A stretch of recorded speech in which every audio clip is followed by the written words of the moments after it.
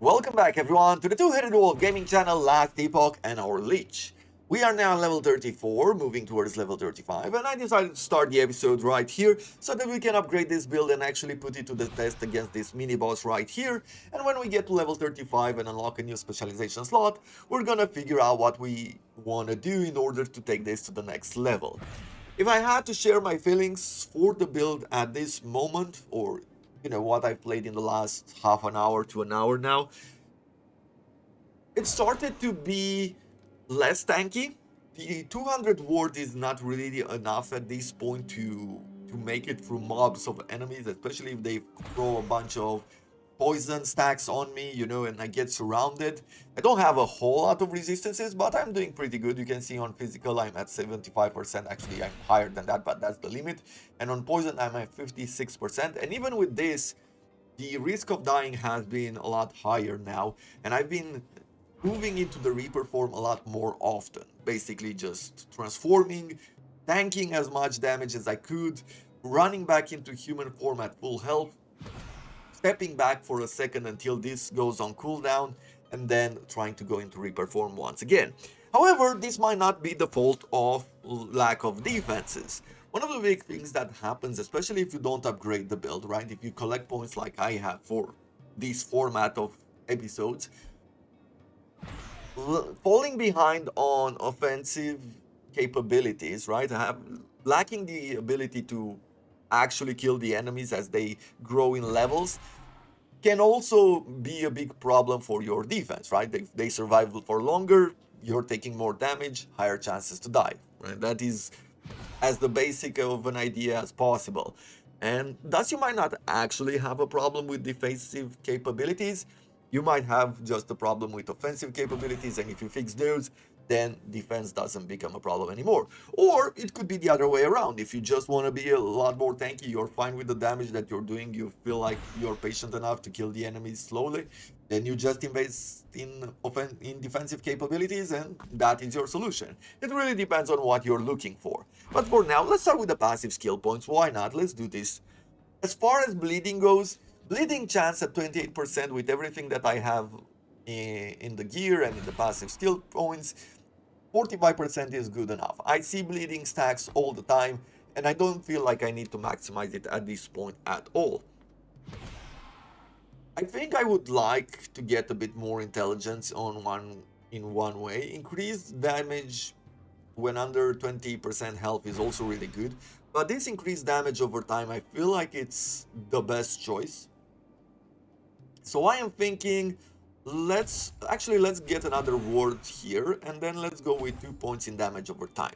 This unlocked Soul Barrier has reduced cooldown 10%. So from 12 I would get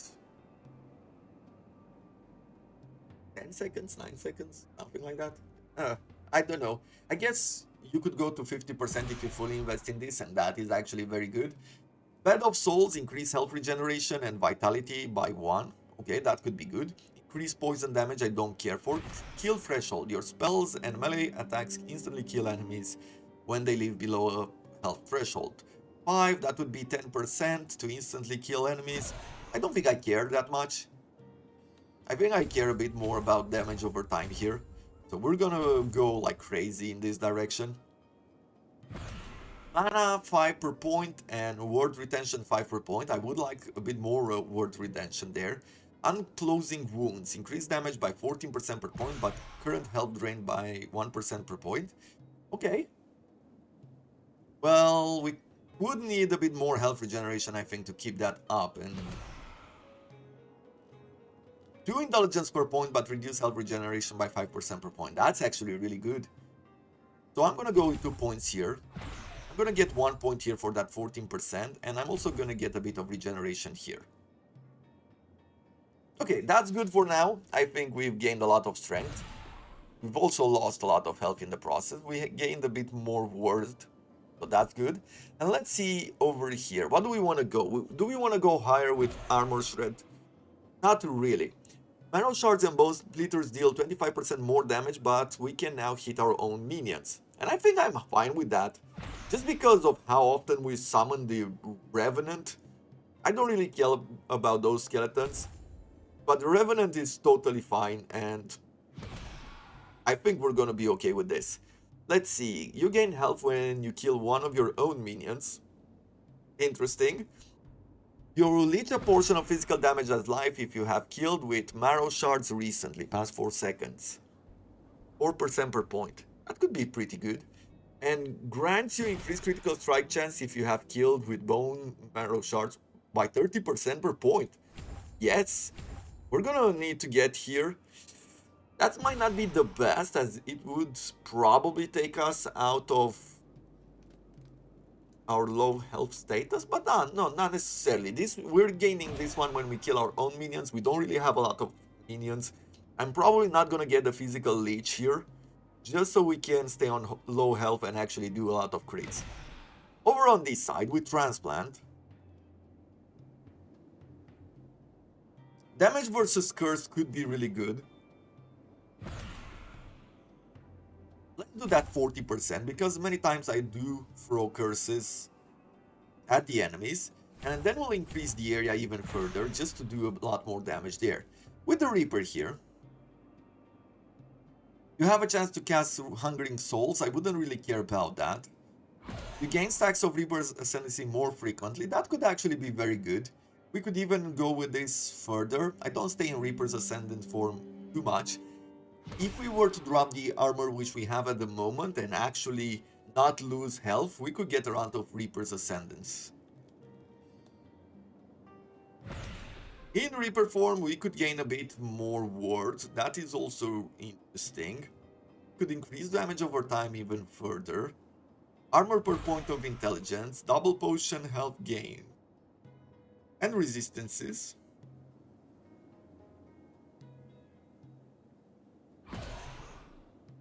Yeah, there's a lot of things, and I'm not really sure exactly where do we want to go next.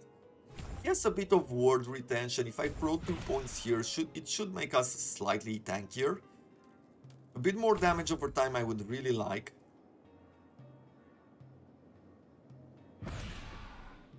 I guess getting a bit of armor and maybe some resistances there per point of intelligence could also be good. Now let's try it against the boss. Those were our upgrades for the moment. You can see here that we're doing a lot of damage, and you can see the bleed stacks really go up there. I'm gonna go into Reaper form. I've realized here that when I'm doing Transplant in Reaper form, it throws Reap into cooldown, because they're both traversal skills, and that's why it doesn't really work. In order to stay in Reaper form, I'm doing this health drain, and apparently it works really well. As long as I have mana, I can constantly stay in Reaper form when I'm fighting bosses. I don't even have to do something super special. There we have it, we just melted that boss. I really feel like this has turned out so much better than I thought initially. Actually, it was okay, but when I started equipping this armor, I was really afraid of it. But now I'm actually happy with it. It seems like it's coming really well together. And I don't really feel like you need any of the other gear. I'm rarely using health potions. I'm getting a lot of health from potions dropped on the ground. Just because when you are on low health and you have the full amount of potions, when you take a potion from the ground, and that's a really nice quality of life, it automatically heals you. 8 stacks of poison, that is a bit bad. But we should be fine at the moment. With the resistance at 57%, that is totally okay. And with the capped physical resistance, it means that bleeds don't really affect us. We're not going to be worried here. Let's go into Reaper form once again. I'm gonna do a traversal skill there. Let's see, how quickly can we kill this one? Okay, we are doing a lot of damage to our Revenant.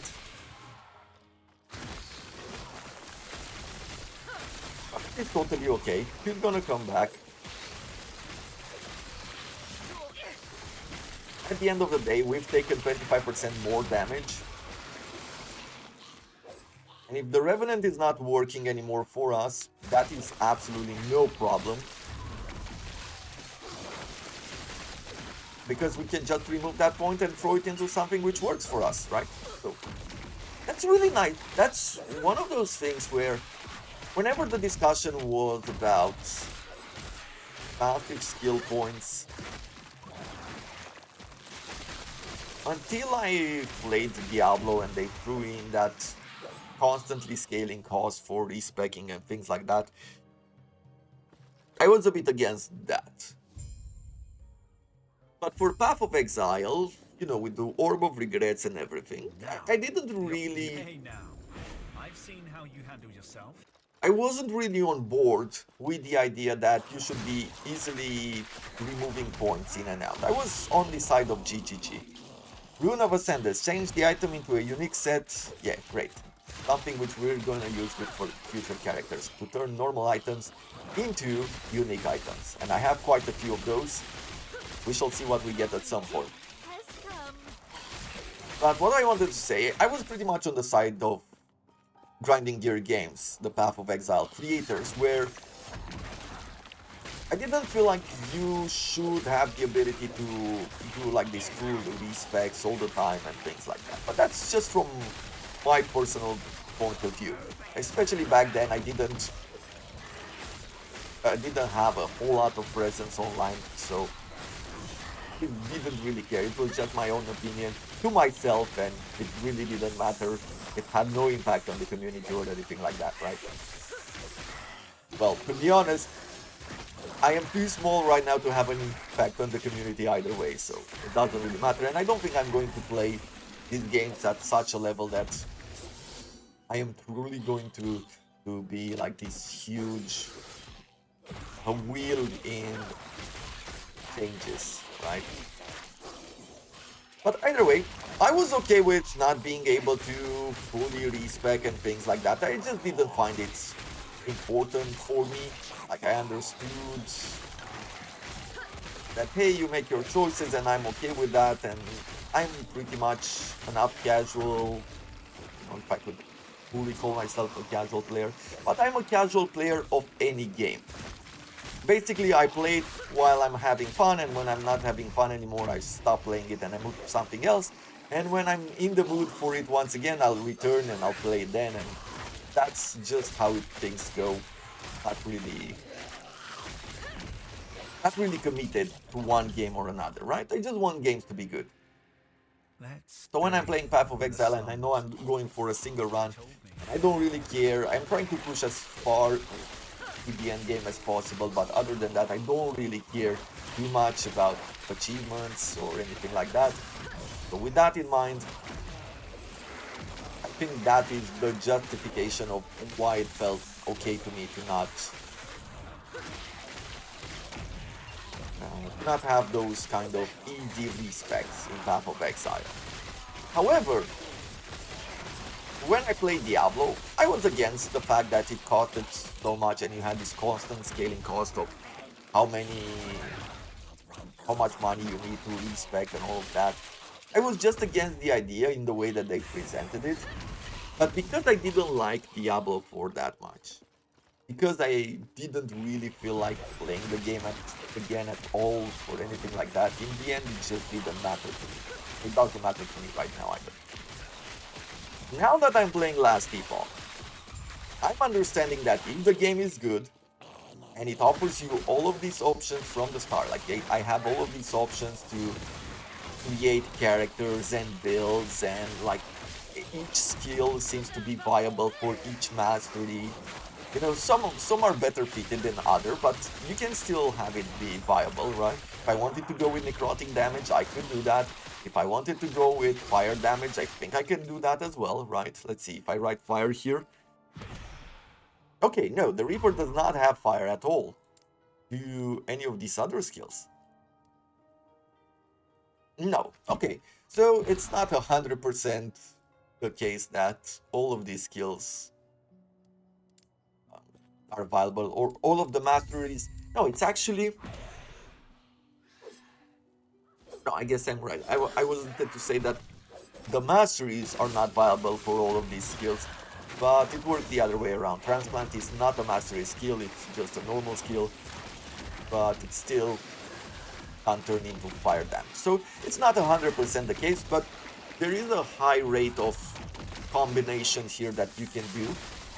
And given this situation, and after going through all of the classes, all of the masteries, or almost all of the masteries, because we are done with this episode here today, and then tomorrow we're gonna go into the Warlock, and then I can say very proudly that I've done all the classes. And by being able to spec and respec out of all of these skills constantly, it has been really fun. It doesn't mean I'm doing it all the time, but when I've made the mistake or I feel like I've gone, it was too generic to go for a certain build type, you know, with the skill combinations, and I could, on the spot, with a small penalty to losing a bunch of levels, I could change into what I wanted, in what I felt might be a bit more interesting. That made it worth it. I think it made it worth it because I tried all of the masteries out, right? And that was a big effort in itself. And if I had to grind with builds that I didn't enjoy at all, I found boring, then that would have been a big problem, right? Am I saying right too much?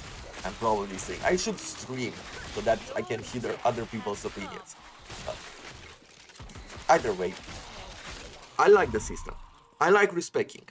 I like the fact that GGG changed their mind about respecking, and now it costs, in PoE 2, it's going to cost the gold, which is, you know, it's okay. It seems like it has a use, and I'm okay with that. Let's see, passive skill points. Do we want to do anything else here? Ward, increased damage, but current health drain per second, 1%. Should I go with another 14% there? I think I want more health regeneration and base health before I go into this. Now we've unlocked a new skill, Free Plagues, Necrotic, Poison Penetration, and Physical Penetration, okay. We're not really combining them.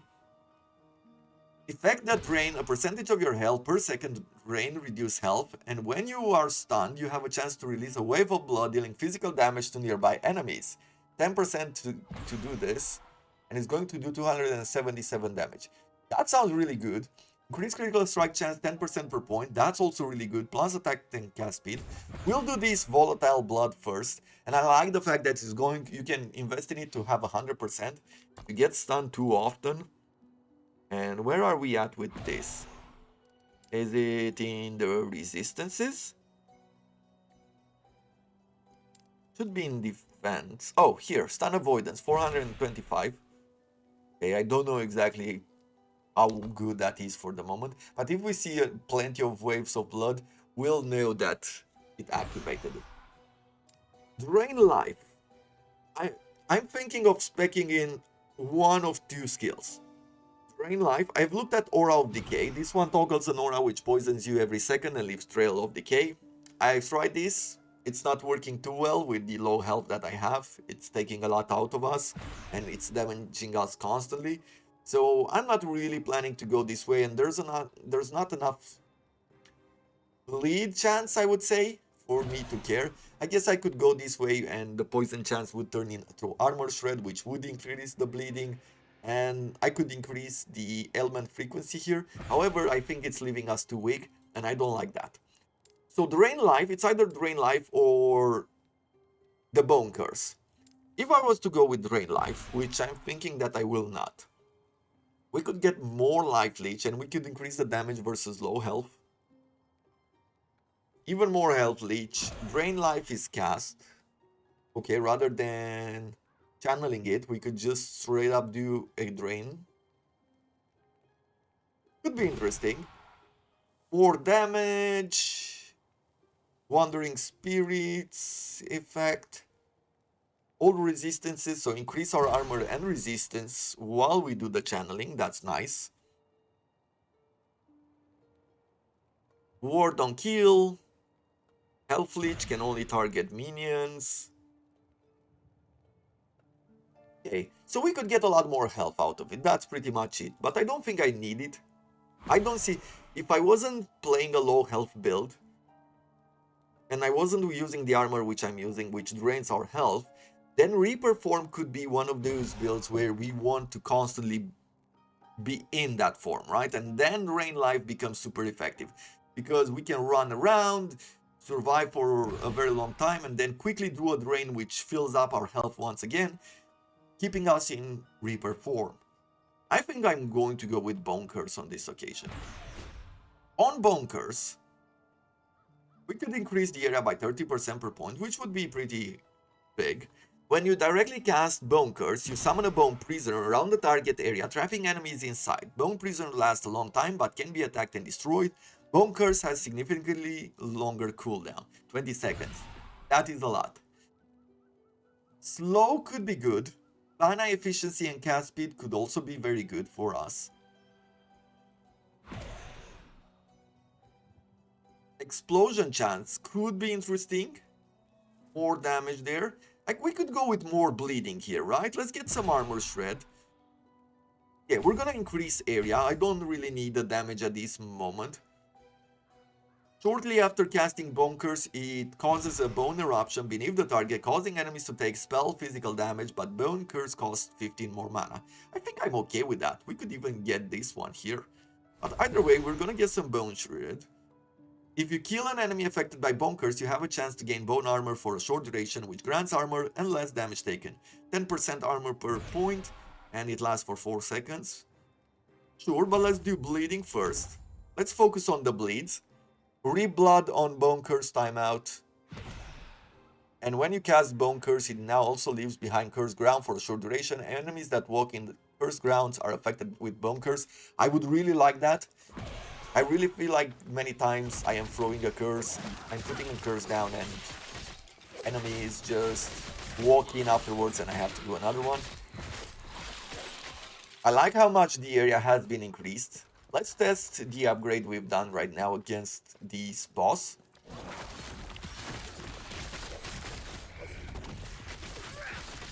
Once again, plenty of bleeds.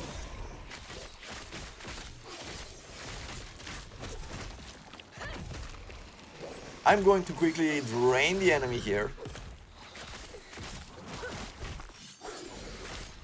Bleeding is going pretty well. We're good on tankiness. I can do a bit of grief as well.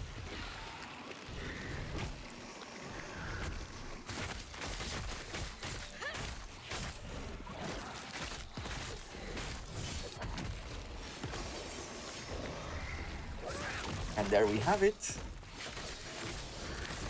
Overall, nice build. Nice idea.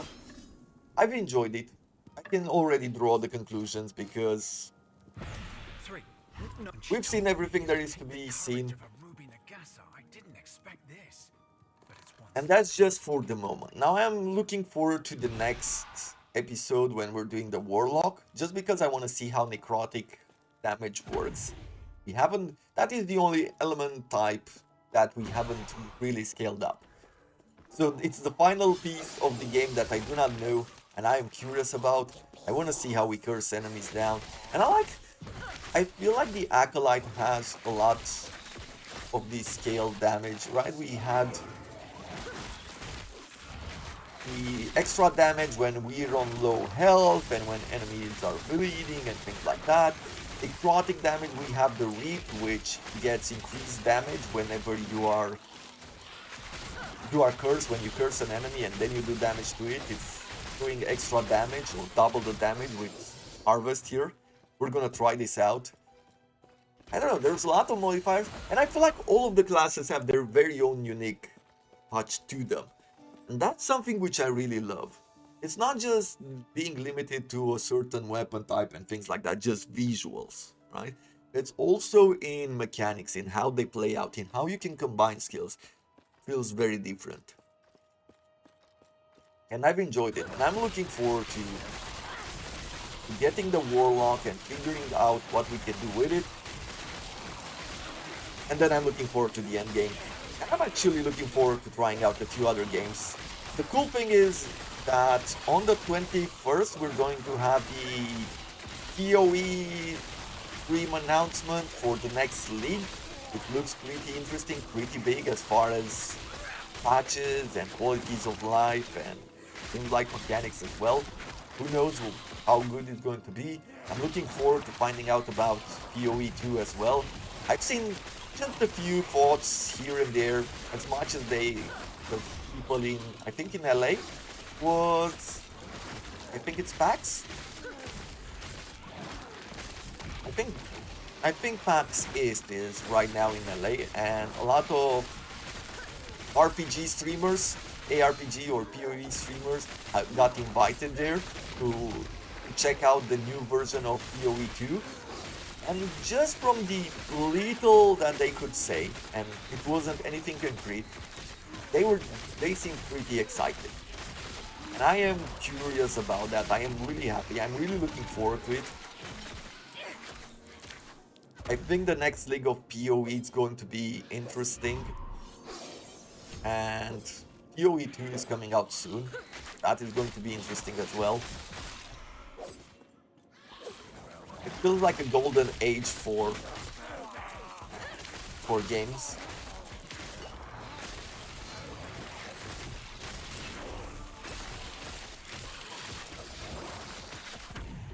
I wish I'd seen it. I can only imagine how she feels.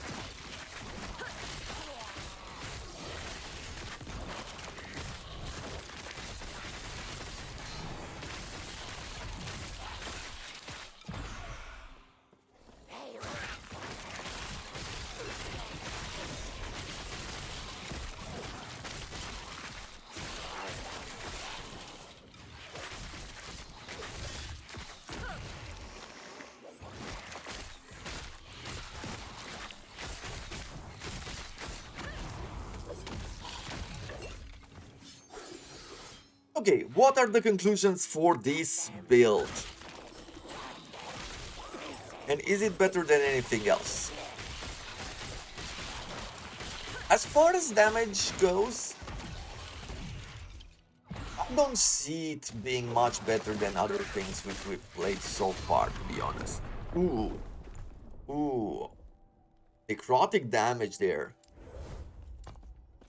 30% resistances. Yeah, I should have paid a bit more attention there. That was my bad. Never sit in AoEs, they say. Anything that you can see on the ground and you have time to react to it, it's going to do a lot of damage. But what do I think about the build? Damage-wise, it's not the highest. I mean, it's nothing special, I could say like this. It's nothing special, nothing that we haven't seen before.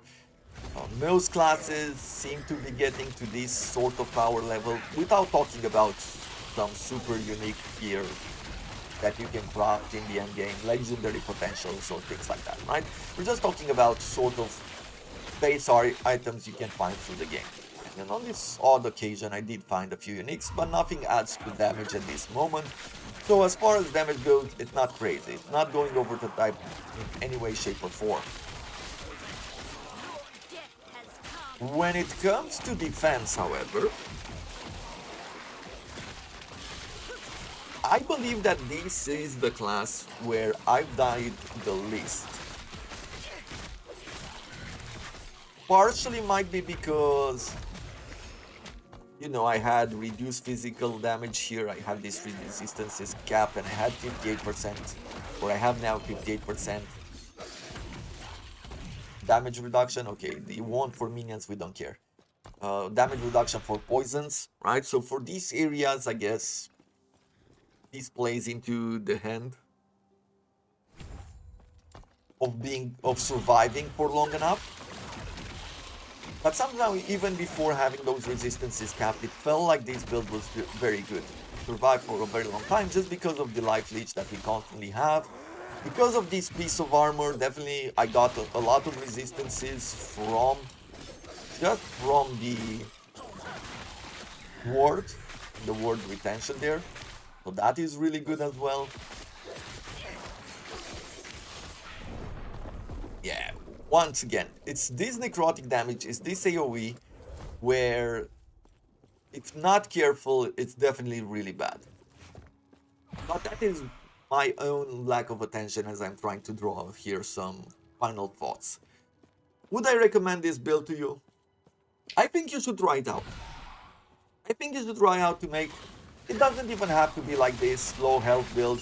You can do a low health build if you really feel like it. But it feels better to not go for low health, go for the Reaper, and just try to stay in the Reaper form for as long as possible. If you do that, you can really get a lot of power out of it. The better thing is that you can invest in this path right here.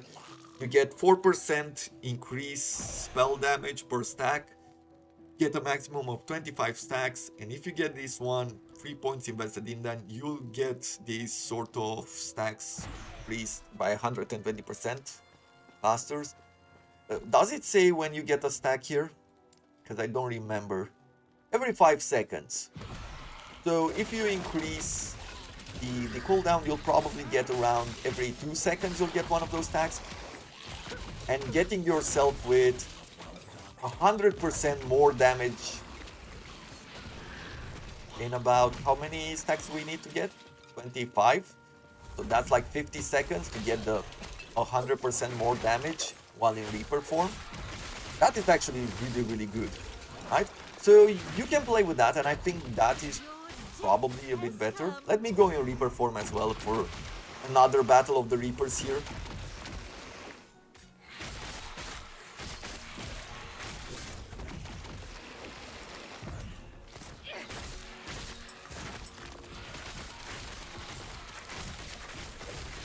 I love these battles. Somehow the Battle of the Reapers feels so epic. Overall, try that. If you find a piece of gear like this armor right here, you can go for a low health build. I don't know how else you would do it without it. Maybe we will figure it out at some point. But for now, that's going to have to be all there is to it. Yeah, there's another part of this build which I haven't realized for a while now. I haven't really been using health potions. I know I've mentioned it one more time during this episode, if I remember correctly. However, I haven't really been using potions, not even close to what I've used in the past. So, take that as you will. I think it says a lot about the potential survivability of this build. And yeah, well, that is going to have to be it for this run. I'm looking forward to starting the Warlock run and see what that class has to offer. And we will return then with some endgame builds. Till then, till next time, if you enjoyed it, do consider leaving a like. It would be much appreciated. It does help me, help the channel grow. If you have any feedback, leave it down in the comment below. If you want to talk about any kind of build idea, do the same. Very interested in your ideas as well. And until tomorrow, I wish you all to have a wonderful